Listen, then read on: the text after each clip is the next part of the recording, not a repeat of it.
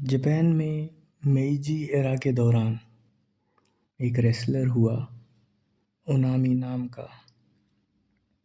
अच्छा रेसलर था जो उसके वहाँ के जैसे अपने मोहल्ले के या खुद के अखाड़े में जो मुकाबले हुआ करते थे उसमें वो बहुत अच्छा करता था और हमेशा जीतता था। लेकिन जब पब्लिक में लड़ाई करने की बात आती थी तो ओनामी हार जाता था। अपने यहाँ के मुकाबलों में तो वो इतना अच्छा लड़ता था कि उसका निक नेम ग्रेट वेव्स पड़ा हुआ था। मतलब एक अलग ही शान थी उसकी। लेकिन वही पब्लिक में जब जाता था तो फेल हो जाता था और हार जाता था। तो उसने सोचा कि क्या किया जाए, क्या किया जाए, क्या किया जाए।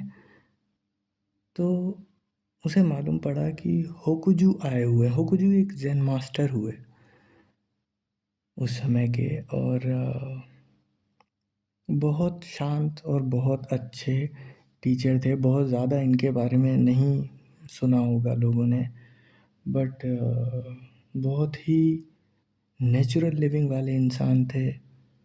सिंपल बातें किया करते थे। एक वॉन्डरिंग मंक थे, घुमक्कड़, कहीं भी झोला उठा के चल देते थे। मुझे पर्सनली होकुजू से इसीलिए प्यार है क्योंकि वो मुझसे ज़्यादा रेजोनेट करते हैं, या मैं उनसे ज़्यादा रेजोनेट करता हूँ, ऐसा कहूँ तो अच्छा लगेगा। मेरी भी वैसी ही आदत है, होकुजू की तरह कहीं भी झोला उठाया और चल दिए। तो होकुजू का भी यही हिसाब था, कहीं भी झोला उठाया चल दिए, किसी भी मंदिर में सो गए। तो उन दिनों वो ओनामी के ही गांव में आए हुए थे और एक किसी मंदिर में सो रहे थे। ओनामी वहाँ पर आया होकुजी के दर्शन करने या उनसे मिलने। तो होकुजी ने कहा बैठो, क्या हुआ। ओनामी ने बताया कि ऐसा ऐसा बात है, हमारे वहाँ पे जो मुकाबले होते हैं मेरे अपने अखाड़े में, वहाँ तो मैं सबके छक्के छुड़ा देता हूँ, सबसे जीत जाता हूँ। लेकिन जब बात आती है कहीं पब्लिक में लड़ने की तो पता नहीं मुझे क्या हो जाता है और मैं बहुत बुरा परफॉर्म करता हूँ और मैं हार जाता हूँ। वो कुछ मुस्कुराए और बोले तुम ध्यान लगाओ और इमेजिन करो, ग्रेट वेव्स कहते हैं ना तुम्हें सब लोग, मतलब महान लहर ऐसा। तो इमेजिन करो अपने आप को कि तुम एक लहर हो। हुकुजू का आदेश पाके उनामी बैठ गया ध्यान लगाने। पहलवान तो था ही, इच्छा शक्ति थोड़ी बहुत तो प्रबल रही ही होगी। ध्यान लगाने में बैठ गया। धीरे धीरे शाम ढलने लगी। वो अपने आप को इमेजिन करने लगा कि वो एक लहर है, वो एक लहर है, वो एक लहर है। जैसे जैसे रात गिरती गई उसका ध्यान गहन होता गया, वो लहर बड़ी होती गई। रात अपने पूरे चरम पर आई और ध्यान अपने पूरे चरम पर गया।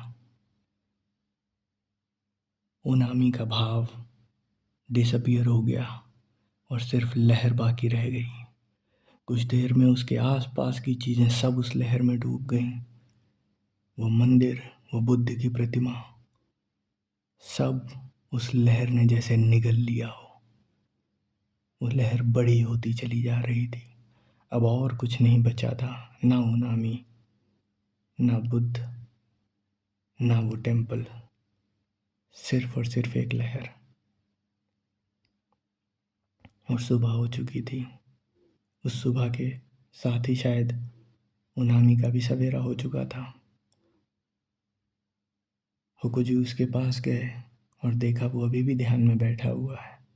होकुजू ने धीरे से उसके कंधे पर हाथ रखा। बोले ओनामी जाओ, अब तुम्हें कोई नहीं हरा सकता। ओनामी ने उनका आशीर्वाद लिया। कुछ दिनों बाद उसके गांव में एक बहुत बड़ी प्रतियोगिता थी जिसमें ओनामी ने भाग लिया, और जो होना था वही हुआ। उसके बाद ओनामी कभी नहीं हारा। वो ओनामी की पहली पब्लिक की जीत थी और उसके बाद उसने पीछे मुड़ के नहीं देखा।